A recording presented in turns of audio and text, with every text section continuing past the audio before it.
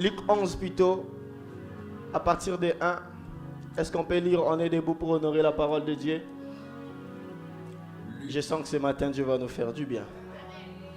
Luc 11, 1. On y va. Luc 11, je lis à partir du premier au nom du Seigneur Jésus. Amen. Jésus priait un jour en un certain lieu. Lorsqu'il eut achevé, un de ses disciples lui dit: Seigneur, enseigne-nous à prier, comme Jean l'a enseigné à ses disciples. Il dit: Seigneur, enseigne-nous à prier comme Jean l'a enseigné à qui? À ses disciples. Mets-toi, acclame très fort le Seigneur. Tu n'as pas là, tu as acclamé pour qui? Père, merci pour ta grâce, merci pour ta fidélité. Ce matin, nous aimerons que tu nous parles. Nous aimerons que tu parles à un cœur, que tu orientes un cœur et que tu l'enseignes selon ta bonne voie. Dans le nom de Jésus-Christ, nous avons ainsi prié, Seigneur. Je veux que tu prennes les contrôles de ces moments. Saint-Esprit, viens prendre les contrôles de ma bouche, de mon corps, afin que tout ce qui sortira puisse être bénéfique pour quelqu'un qui est assis ici dans cet ensemble ce matin. Yonde nyonso naluka na vi iye aba naluka na vi iye aba iye na memo wapi na motema iye aba naluko wapi na moteme. Depuis un moment, depuis le dimanche passé, je suis en train de partager avec nous ce thème sur maître. La semaine, nous sommes en train de parler de enseigne-nous à prier comme Jean a enseigné à ses disciples. Et j'ai scindé cet enseignement en deux parties, où une partie, je parle de la dimension du maître et une autre partie, je parle de la prière. Et les dimanches passés, pour une petite révision pour ceux qui n'étaient pas là, j'ai dit que le maître est une personne qui exerce une domination. Amen. J'ai dit que le maître est une personne qui exerce une domination. Dans mon enseignement le dimanche passé, j'ai dit on n'est pas maître parce qu'on veut être maître. On est maître parce qu'on a une autorité où on a la maîtrise de quelque chose qui nous donne d'exercer cette domination-là. La maîtrise de la chose qu'on connaît nous donne d'exercer une domination. Vous savez, on peut être maître spirituel de quelqu'un qui est plus âgé que nous, mais on est maître de lui parce qu'on maîtrise les voies et moyens de spiritualité qui peuvent l'aider à aller là où il doit aller. Donc je disais, et maître, c'est lui qui maîtrise une dimension ou une chose ou quelque chose qu'il sait faire et cette chose lui donne d'exercer une domination. La deuxième des définitions, j'ai dit, c'est une personne compétente pour diriger. Dis à ton voisin, un maître est une personne compétente pour diriger. L'on n'est pas maître, homme de Dieu, parce qu'on veut être maître. On est maître parce qu'on a les compétences qu'il faut pour gérer les gens. Beaucoup de gens ont des personnes, mais ils n'ont pas les compétences pour les gérer. Voilà pourquoi ils vivent dans les désordres et ils ne savent pas être des bons leaders. Amen. Beaucoup de gens sont des gens qui ont des personnes derrière eux, mais ils ne sont pas des maîtres de ces personnes-là. Juste parce qu'ils manquent de compétences pour faire quoi? Pour diriger ces personnes. Amen. Beaucoup de gens plutôt, qu'est-ce que j'ai dit? Beaucoup de gens ont des personnes, mais ils ne savent pas les diriger parce qu'ils n'ont pas les compétences qu'il faut pour les diriger. Tu ne peux pas venir me dire que tu dois être mon maître, ou je ne verrai pas en toi la dimension du maître si je ne vois pas les choses qui me permettent de m'assujettir à ton pouvoir. Si je ne vois pas les choses qui te donnent d'être au-dessus de moi. Et vous savez, aujourd'hui, avec les loyenge spirituels que les gens ont, quelqu'un qui te convertit veut automatiquement être ton père spirituel. J'ouvre ma parenthèse, ce n'est pas parce que tu as fait accepter quelqu'un, Christ, que automatiquement tu deviens son père spirituel. Impossible. Dieu peut t'utiliser pour être celui par qui une âme revient à lui, Mais pour être maître de quelqu'un, il faut avoir les compétences qu'il faut. Parce qu'un maître, c'est quelqu'un sur qui on peut monter sur ses épaules pour voir plus loin. Si tu n'as pas les épaules qu'il faut, tu n'as pas les compétences qu'il faut, c'est impossible. C'est comme ça qu'on a plusieurs personnes qui sont dans les églises, mais ils ne savent pas où ils vont. Juste parce que celui qui les dirige n'a pas les compétences qu'il faut. Écoutez, la prédication ne fait pas de quelqu'un un maître.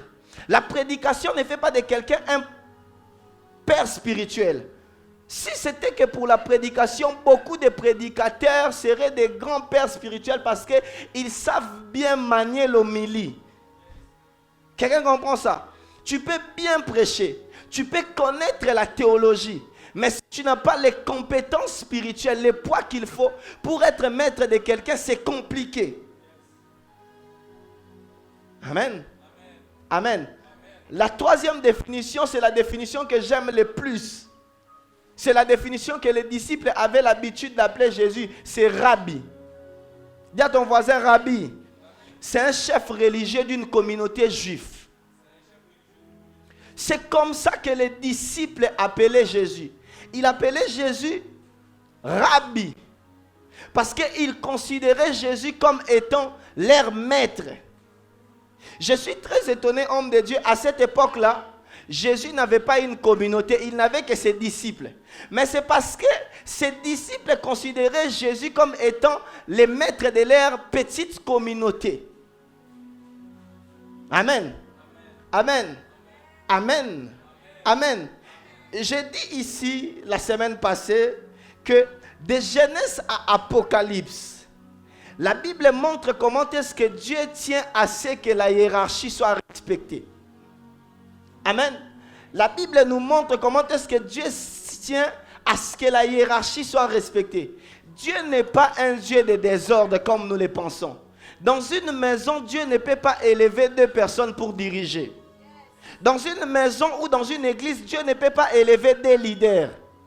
Vous pouvez avoir dans une maison un père spirituel et de l'autre côté avoir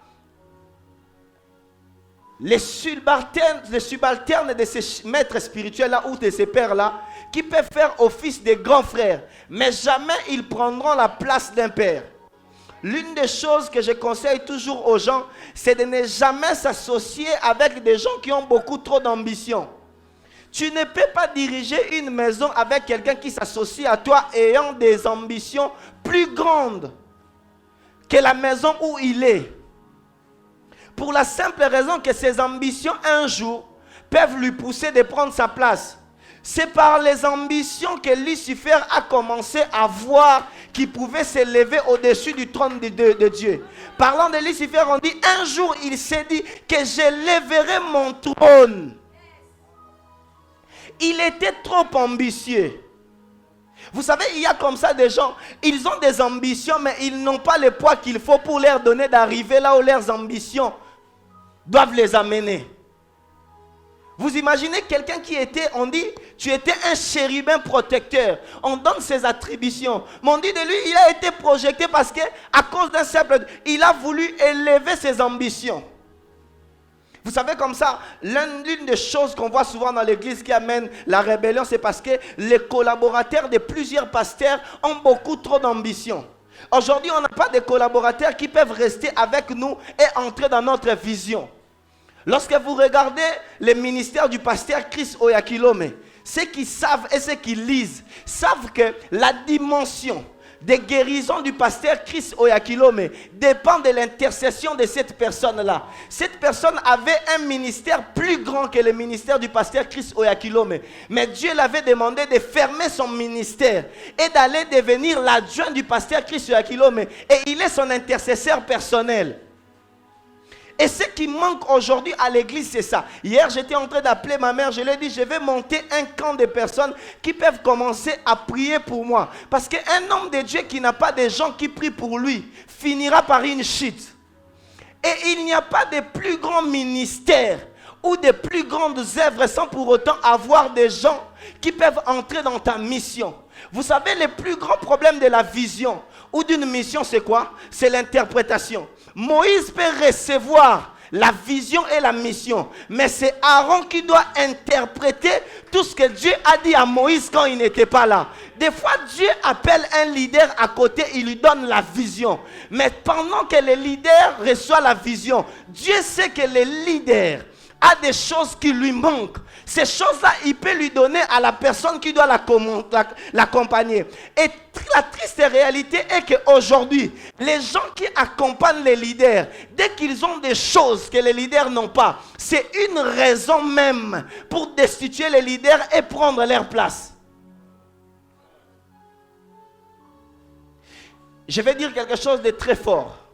Écoutez-moi. Les manque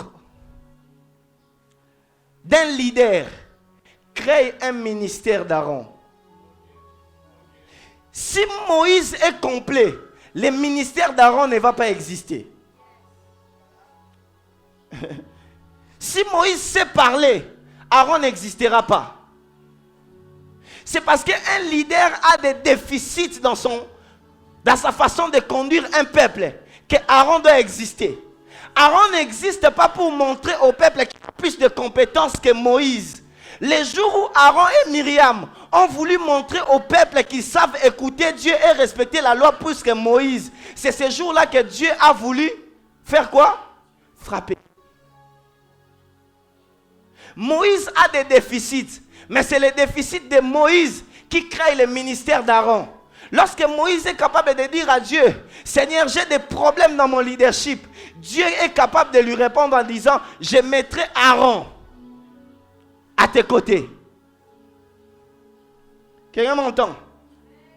Dis à ton voisin, le déficit d'un leader est une occasion pour toi pour faire devenir les leaders plus meilleurs. Aujourd'hui, qu'est-ce qu'on ne voit pas? Les leaders ont même peur d'exposer leurs personnes qui sont à côté d'eux. Parce qu'ils savent que si je l'expose, c'est fini. L'une des choses que j'ai toujours dit à Dieu, c'est que les capacités de mon frère ne doivent pas me permettre de tuer son ministère. Je n'ai pas honte d'exposer ou je n'ai pas peur d'exposer mes collaborateurs. Jésus-Christ est en train de dire, il dit, aucun homme ne peut recevoir que ce qui lui a été quoi? Et plus tard, il parle, il dit, de tout ce que tu m'as donné, je n'ai perdu aucun. Oh, mais quelle prière! J'aimerais bien un jour arriver au ciel. Lorsque Dieu me demandera quelle a été ta mission, je dirai, Seigneur, tu m'as donné Giovanna, tu m'as donné Rafa. De toutes les personnes que tu m'as données, je n'ai perdu aucun d'eux. Mais voilà devant toi, je les ai laissés là-bas, en train de continuer l'œuvre. Il n'y a aucun de mes enfants qui mourra avant moi. Non, je serai vieux, rassasié des jours, je partirai, je laisserai la mission. Je dirais à Dieu, j'ai laissé Rafa là-bas, j'ai laissé Giovanna, j'ai laissé Winnie, j'ai laissé toutes ces personnes. Parce qu'ils continuent la mission. Et si aujourd'hui dans l'église, on a de plus en plus de personnes qui refusent d'exposer les personnes qui sont à côté d'eux, c'est parce qu'ils ne savent pas les maîtriser. Trop compétents. Trop ambitieux.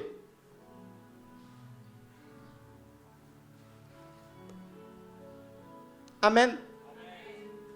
Et comme je disais, il n'y a aucune maison où Dieu peut faire en sorte, il n'y a aucune maison que Dieu donne 2 maîtres. La Bible dans Ephésiens 5, 23 est en train de parler de l'architecture de la maison. Il dit mari et quoi? Le mari est quoi? Et le chef de la femme. Tu vois, avec ta beauté là, ton mari est ton chef. Tu n'as pas dit amen. Toi qui aimes beaucoup argumenter, tu aimes beaucoup parler pour montrer que tu as beaucoup étudié, tu as des PhD. Tu vois, avec ton PhD, ton mari peut être un diplômé, il est ton chef. Ah, j'aime Dieu, hein. Parce que dans le sous quand on a gradué, on m'a appelé moi si moi on a PhD, mais on a chef. Non, je rigole, il faut faire des études, il faut pas.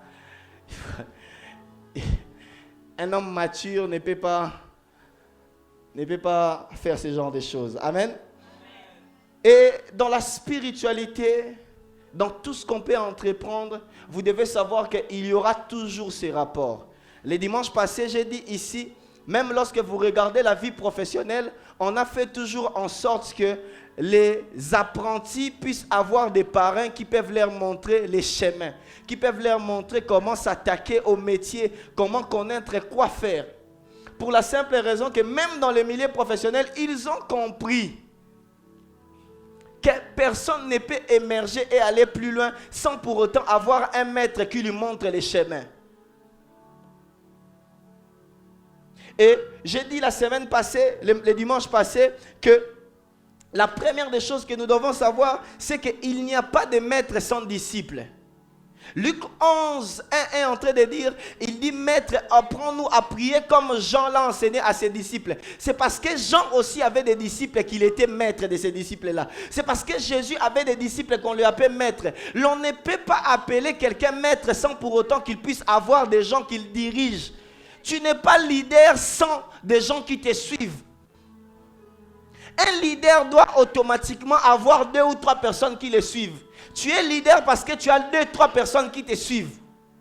Et en ces personnes-là, on peut retrouver ton idéologie ou ta façon de réfléchir. Vous savez, des fois, lorsque vous regardez les enfants, vous avez de plus en plus, ils ressemblent à leurs parents. Ils copient même la façon de faire de leurs parents, les calmes, les caractères et tout ce qui va avec. C'est parce qu'ils savent identifier la dimension du leader en leurs parents. Il y a des gens comme ça qui aiment tellement leur père parce qu'ils voient les bons exemples chez leur père. Et ils sont capables de jurer que moi, je n'épouserai qu'un homme comme mon père. Quelqu'un comprend ça? Il n'y aura jamais de maître sans pour autant avoir des disciples. Et il n'y aura jamais de disciples sans maître. Vous savez, l'une des choses que je regrette aujourd'hui dans cette nation, c'est qu'on a des gens qui sont disciples dans des églises, mais ils ont des maîtres qui sont de l'autre côté au Nigeria. Moi, j'ai pris à Philadelphie, mais mon père spirituel, c'est le pasteur Christ Akilome, qui ne le connaît même pas.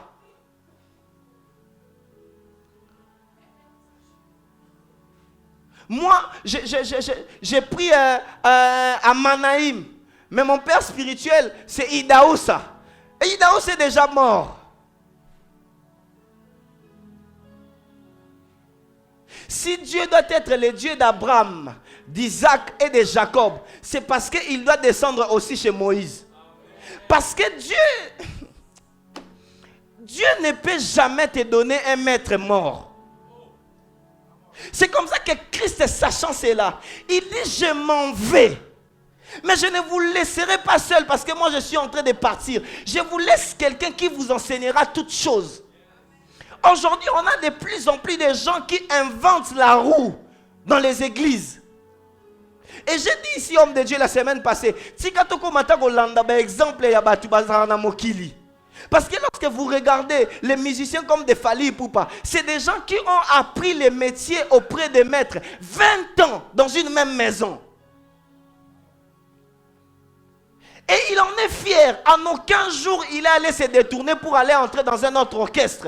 Et ne vous étonnez pas qu'il soit le meilleur dans sa génération. C'est parce que l'honnêteté, la fidélité paye toujours. Aujourd'hui, on a des chrétiens, quand tu reviens les voir, je disais l'autre jour, tu dis, tu pries où à Manaïm? 2 mois après, tu vas où? Je vais à Philadelphie. Mais qu'est-ce qu'il en est de Manaïm? Non. On dirait les gens changent par rapport à leur mood. Et ils veulent prendre un Dieu qui marche avec eux par rapport à leur façon qu'ils se réveillent. Cette génération, si les héros de la foi se ressuscitaient aujourd'hui, cette génération serait à frapper avec des fouets, lamentablement. C'est une génération qui invente beaucoup de choses. Lorsque vous voyez les musiciens qui sont dans le monde, ils sont capables de rester à côté de quelqu'un, apprendre et apprendre. Des fois même la passation du pouvoir se fait pacifiquement. Vous allez voir un musicien qui va dire, mon fils maintenant est capable de voler de ses propres ailes. Allez les soutenir. Lorsque vous voyez des gens comme des Werason, de toutes ces personnes-là, vous allez voir que même si leurs enfants ont quitté dans les mauvaises conditions, mais ils avaient accompli la mission dans la maison. Et plus tard, ils ont arrangé et ils les présentent. Mon fils a un concert, va les voir. Mais viens seulement à l'église. Un jour, j'étais en train de dire à quelqu'un qui me disait, quitte l'église de ton père spirituel parce qu'il ne t'a pas consacré. J'ai dit, arrière de moi, Satan. Je ne vais pas mourir par la pression parce que j'ai des gens qui me suivent. J'ai des fils, je vais quitter sans pour autant mon père spirituel soit en accord avec moi. J'étais en train de faire le ministère. J'avais des gens. À l'époque, on remplissait cette parcelle. Vous vous rappelez? Et mon père spirituel m'a dit, tu arrêtes tout. Tu ne prêches plus. Reste comme ça. Et je me suis assis, j'ai commencé à faire défiler les enfants. Parce qu'il m'avait dit, il m'a dit, c'est fini, tu ne prêches plus. Assis-toi jusqu'à ce que je te dise de reprendre. Et la triste réalité, c'est qu'aujourd'hui, on n'est pas capable de faire asseoir un disciple et lui dire quoi faire. Il se prétend être disciple de quelqu'un qu'il n'écoute pas.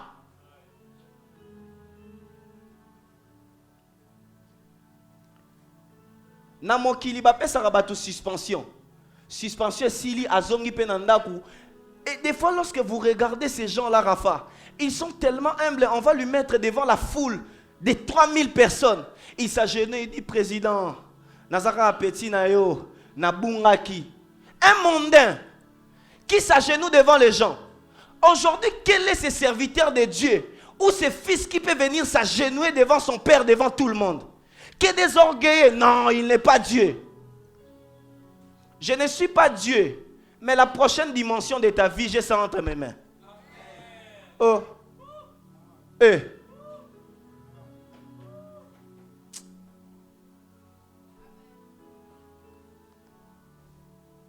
Et la deuxième des choses que j'ai dit, tu ne peux pas diriger un peuple qui ne t'accepte pas. Ni sauver quelqu'un qui ne suit pas qui n'est pas prêt à suivre ton leadership. Exode 2, 14 est en train de nous montrer un peu ce que je suis en train de dire. Un jour, Moïse, homme de Dieu, il vient, il trouve un Égyptien en train de maltraiter un Israélite. Il frappe l'Égyptien. Et l'Égyptien meurt, il enterre. Ses frères sont en train de le voir. Mais lorsqu'il revient, il trouve ses propres frères en train de se battre. Il veut les séparer. La question était quoi? Qui t'a établi qui? Juge et quoi? Et maître au milieu de nous. C'est ce qui a causé la fuite de Moïse. Parce que tu ne peux jamais diriger une vie qui ne t'accepte pas. Tu ne peux jamais orienter quelqu'un qui ne croit pas en ton leadership. La Bible dit lorsque Jésus est arrivé en Nazareth, la Bible dit là, ils ne purent pas faire de grands miracles parce qu'on ne croyait pas en lui. Pour eux, Jésus-Christ n'était qu'un charpentier ou le fils du charpentier. C'est comme ça que là, son onction ne s'est pas explosée. Et vous savez, aujourd'hui, beaucoup de gens, ils sont de plus en plus frustrés. Vous savez, un jour, homme de Dieu, j'avais remarqué, et c'est parmi les meilleures décisions que j'ai eu à prendre dans ma vie. J'étais dans un milieu où les gens ne m'acceptaient pas. Je me suis assis, j'ai dit, je me tue pourquoi? À prier pour des gens. À intercéder pour eux. Pourquoi je vais me tuer? Et je me suis réveillé comme ça un bon matin, j'ai bloqué tout le monde. Une affaire de 40 personnes, je les ai bloqués tous.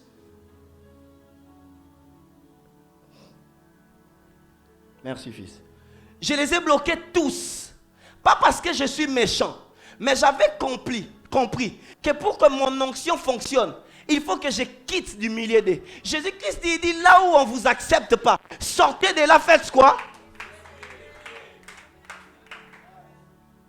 Tu ne peux pas être dans un couple où on t'accepte, la famille du garçon ne t'accepte pas. Toi, tu veux seulement forcer.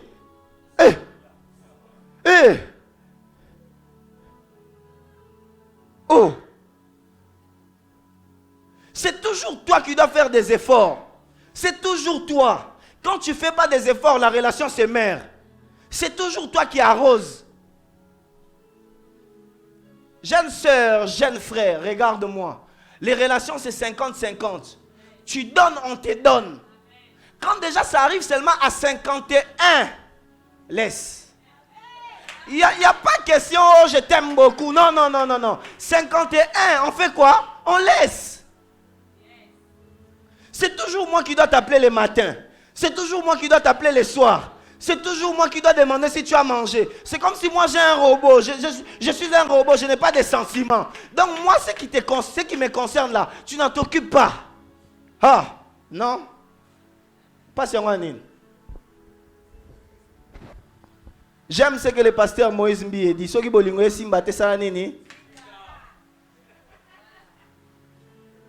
Tu vas maigrir, tu vas devenir stressé, angoissé, tu commences à perdre. Frère, moi j'ai vécu des situations où j'ai commencé à manquer la paix. Olali pena boena sa pongi, même bandoto na yegonga bandoto a gourmet. Donnez. Ah, maintenant. C'est ces jours-là que j'ai compris que ma santé mentale était plus importante que l'amour. Et des fois, la santé mentale est plus importante que l'amour. Lorsque l'amour commence à atteindre ta stabilité mentale, il faut laisser. Il faut laisser. Et vous savez, des fois, vous allez forcer jusqu'à arriver dans les mariages. C'est là maintenant que Messi prend les ballons pour le but final. Là, vraiment, tu vas commencer à voir, tu te réveilles, bonjour, Bazon, c'est Arombo Tété. Frère, quand j'attends les discours des mariés qui viennent me voir, je me pose juste une seule question, c'est arrivé comme ça à partir de quel moment? Mais quand tu vas écouter, tu vas comprendre qu'un a commencé à déjà lâcher l'amour depuis longtemps. Tu ne peux jamais diriger des gens qui ne te font quoi? Qui ne t'acceptent. Même si tu as l'onction, comment? Tu ne peux jamais diriger un fidèle qui vient en te mentant. Jamais. Quel conseil tu vas donner à quelqu'un qui présente déjà mal la situation? Qu'est-ce que tu vas lui dire?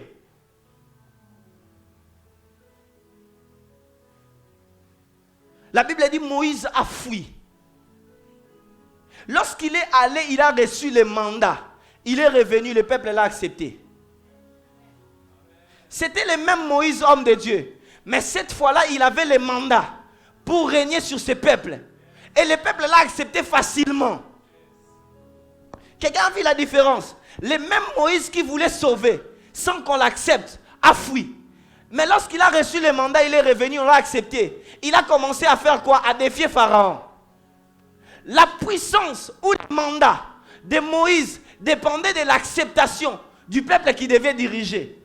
Lorsque le peuple ne l'avait pas accepté, il avait fui Pharaon. Lorsque le peuple l'a accepté, il a commencé à affronter Pharaon.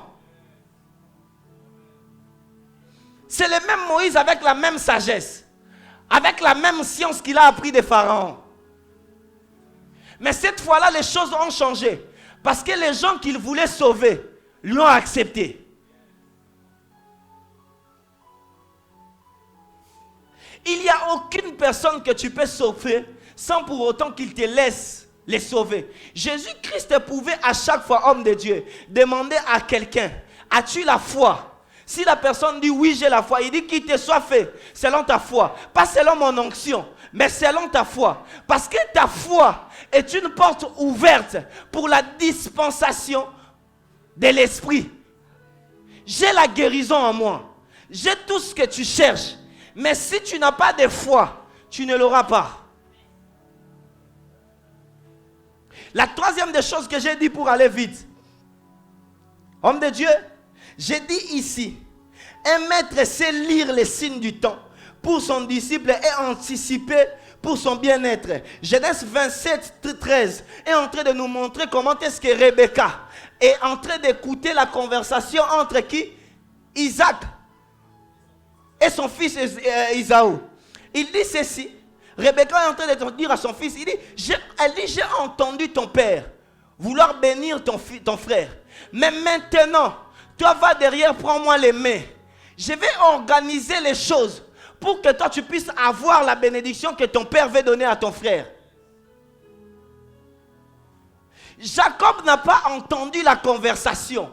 Vous savez, il y a comme ça, homme de Dieu, des gens qui ne sont même pas informés sur leur propre destinée. Mais leur père spirituel est mieux informé que eux.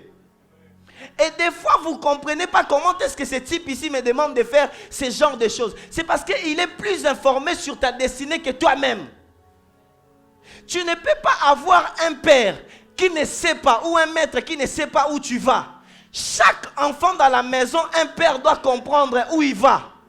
Un jour, j'étais en train de parler avec mon fils Genovic. J'ai dit, je suis en train de te former pour aller ouvrir une extension. Mais Rafa, je l'ai formé pour être toujours à mes côtés. C'est parce que je connais mon fils. Je sais qu'il peut diriger lui-même et qu'il peut être sous ma couverture. Je sais la dispensation de leurs onctions. Je ne peux pas prendre Rafa, lui donner une cellule. Non, ça serait le tuer. Pas parce qu'il a moins de capacités, non. C'est parce que sa dimension spirituelle évolue avec l'onction du voisinage. Et si vous ne connaissez pas ça, vous aurez des fils qui vont vous dépasser. Ils vont faire des choses que vous ne comprenez pas. Quelqu'un comprend ça? La Bible dit il a appelé Jacob. Jacob lui-même est en train de dire, mais maman, la malédiction va venir sur moi. Il dit, si la malédiction doit venir, que ça tombe sur moi. Et j'ai dit, homme de Dieu, ce qui manquait à Ésaü, c'était ce que Jacob avait.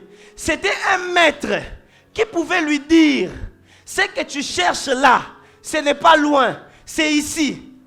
Là où Ésaü est allé à la chasse pour aller chercher les gibiers, Jacob a eu ça dans la parcelle parce que les maîtres savaient qu'il y avait une provision. Écoute-moi, je peux te poser une question. Est-ce que Ésaü en alla chasser ne savait pas qu'il y avait des choses dans la maison que son père demandait? Il savait. Moi, je vais te dire qu'il ne savait pas. Parce que s'il savait, il allait gagner du temps. Même Jacob ne savait pas. Il n'y avait que la mère qui pouvait orienter Jacob là où la chose était. Ce qui a manqué à Ésaü, c'est un maître qui pouvait le conduire et lui dire, ce que tu cherches là, tu dois l'avoir ici. Vous savez, des fois, lorsqu'on n'est pas soumis à quelqu'un, on ne combat pas les bons combats. On s'engage à n'importe quoi, sauf à ce à quoi nous sommes appelés. Il y a un gibier dans la maison, mais lui, il va le chercher loin. Et c'est ce qui manquait à Ésaü. Rebecca avait ça. Il dirige Jacob. Il lui dit, viens, fais ci, fais ça, fais ci, fais ça, et va.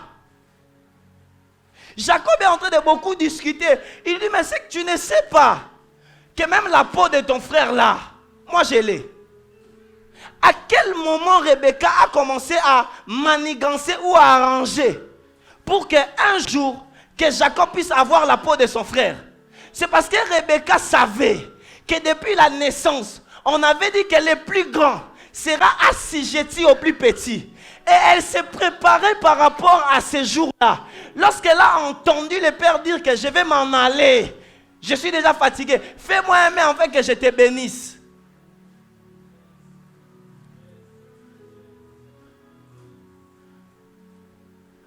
Elle vient en dire, elle a mis quelque chose comme une peau. Lorsque Jacob s'approche de son père lui dit, la voix est celui de qui? Mais la peau. Même le père est dans la confusion.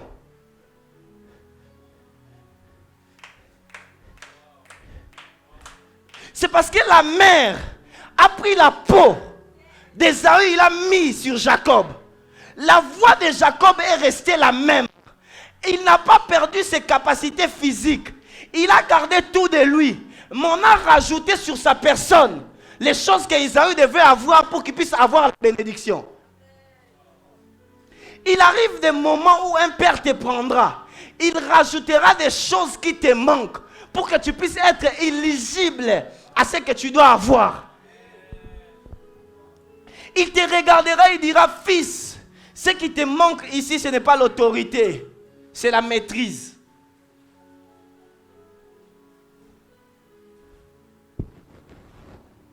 Je n'aime pas les électrons libres dans les sacerdoces. Je ne les aime pas.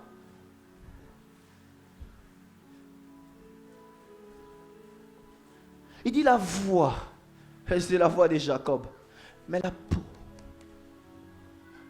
Mais cette peau-là, il a eu ça où? Est-ce que je peux dire quelque chose de fort? Un père spirituel peut même permettre. Non, je vais mieux le dire. Un père spirituel peut troquer les bénédictions de ses fils. C'est ce que Rebecca a fait. Elle a troqué la bénédiction. Celui qui devait prendre la bénédiction s'est retrouvé à ne rien avoir. Mais celui qui ne devait pas avoir a tout eu. Et ce n'était même pas question d'éligibilité, non. C'était le coaching. Dis à ton voisin. C'était le coaching. Frère, le coaching a fait en sorte que Esther reste dans la maison en train de se laver et de se oindre d'huile. Pour que lorsqu'il puisse apparaître au roi, que le roi voie des choses.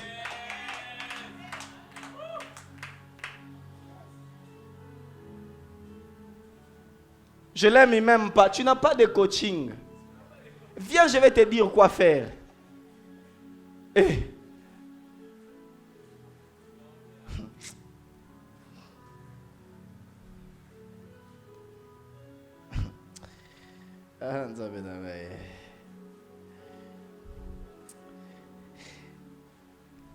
Quatre.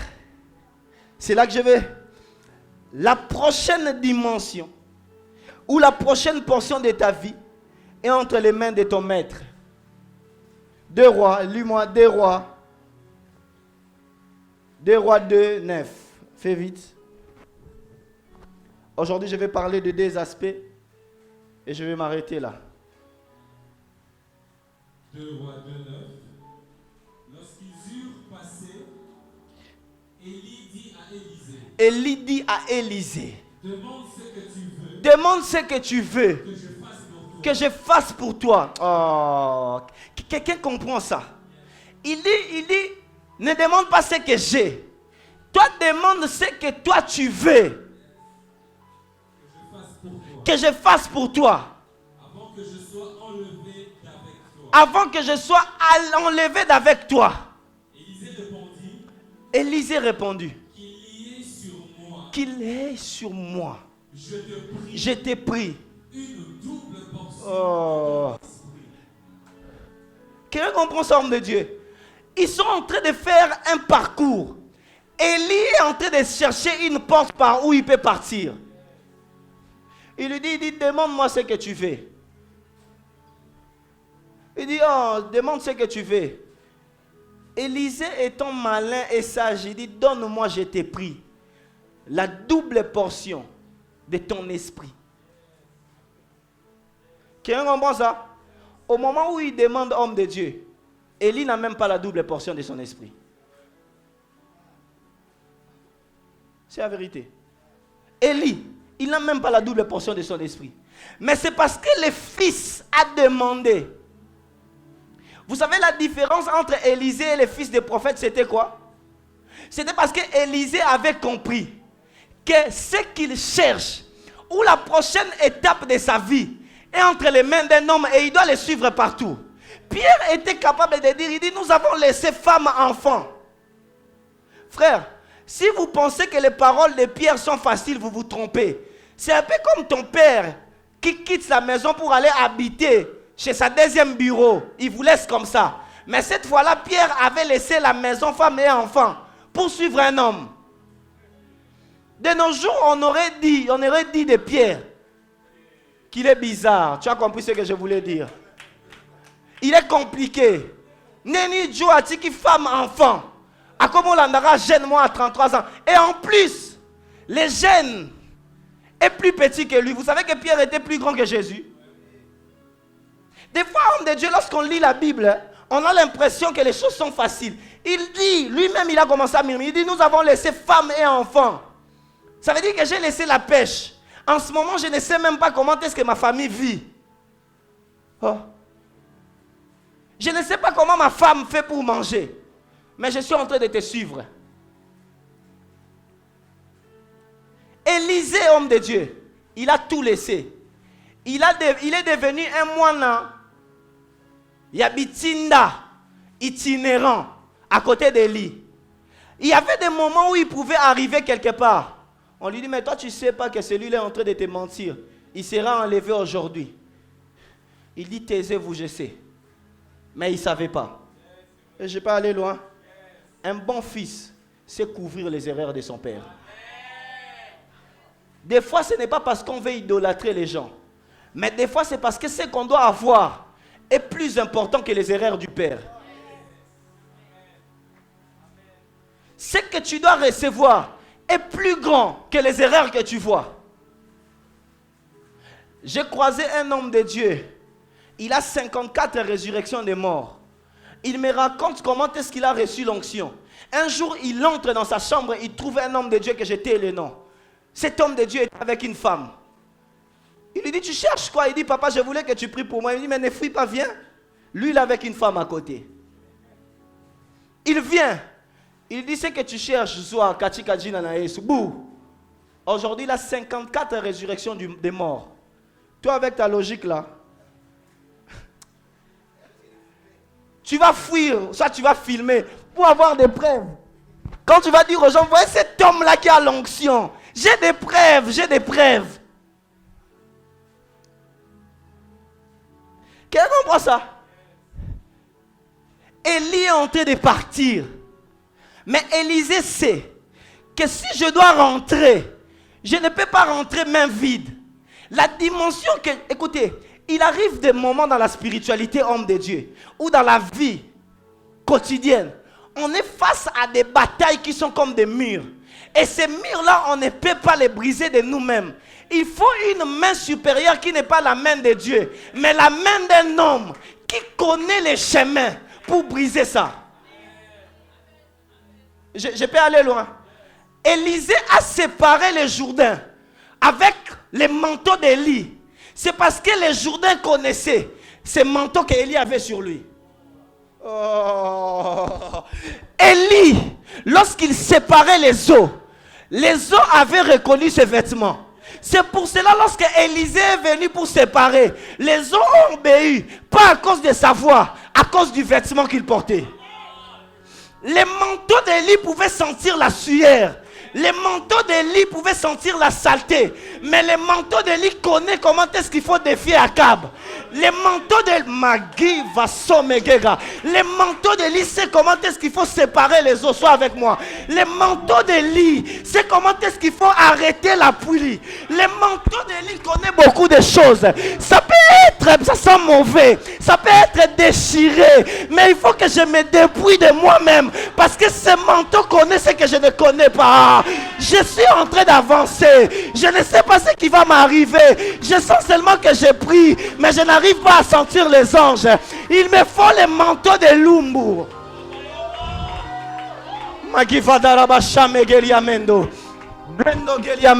Les manteaux de l'homme de Dieu, ça connaît les batailles. Les manteaux de lui a été nourri par un corbeau. Les manteaux de lui est allé à Sarepta. Les manteaux d'Élie couvrent tout Israël, même si ça sent mauvais, parce que je dois aussi couvrir la dimension spirituelle d'Israël. Je dois l'avoir sur moi.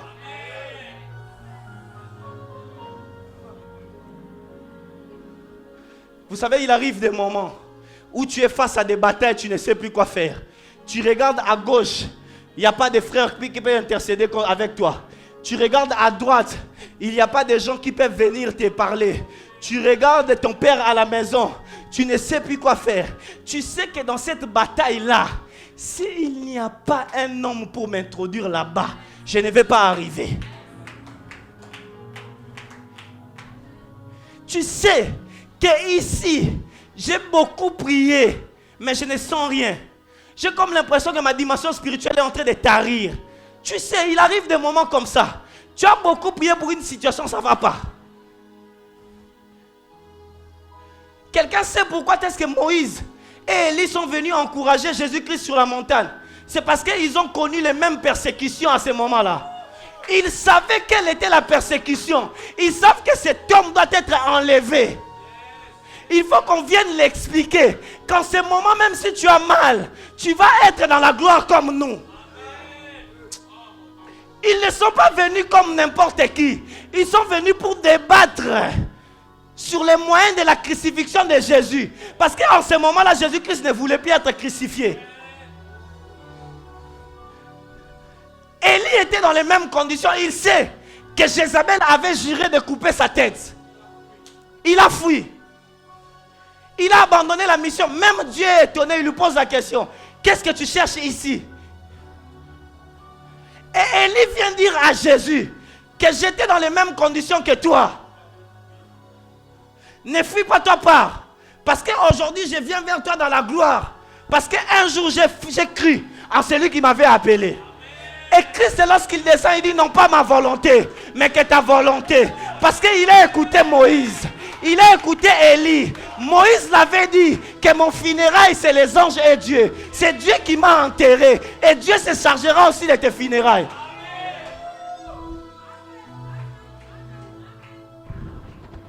Kamigo Vendoge. Il arrive des moments comme ça, tu ne sais plus quoi faire. Tu regardes ici, la relation ne va pas. Tu regardes à la maison, ça ne va pas. Tu regardes. Ce que tu cherches réside dans une seule phrase. Mon père, char d'Israël et sa cavalerie. Je sais que ce qui m'attend là-bas, je ne peux pas rentrer avec mon mot français.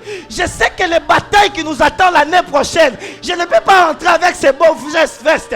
Je dois crier Lumbu, Lumbu, char du Congo et sa cavalerie. Il arrive des moments où ce qu'on doit recevoir est beaucoup plus grand que ce qu'on a sur nous. Lorsque je regarde ce qui ne va pas, je regarde là où je dois aller, je regarde ce qui m'attend. Je sais qu'avec mes propres capacités, je ne saurais pas. Il faut qu'un homme vienne m'introduire. Kama, Yakeve, Losakiva, Endo Shakeme, Lutegaima, la Seke Hinago.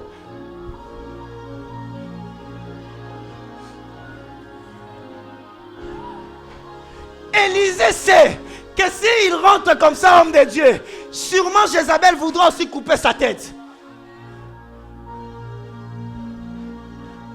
Il dit, je ne rentrerai pas comme ça. Lorsqu'il regarde son père monter, il regarde, il dit, ah Nzambe, soki na zongi, Jézabel a robomanga, ah Nzambe, soki na bali na redivorcer, ah Nzambe, soki na bali mobali a roboyanga, ah Nzambe, ba benga na musala, mon père, char d'Israël et sa cavalerie. Et lorsque le manteau vient sur lui, la cavalerie l'accompagne. Lorsqu'il vient, il peut faire tout ce que Élie pouvait faire.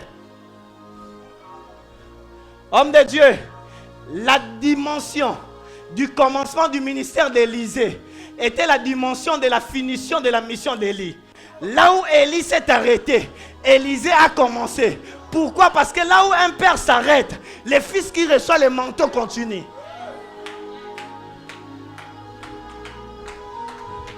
Toute personne qui reçoit le manteau, son ministère commence là où son père s'arrête.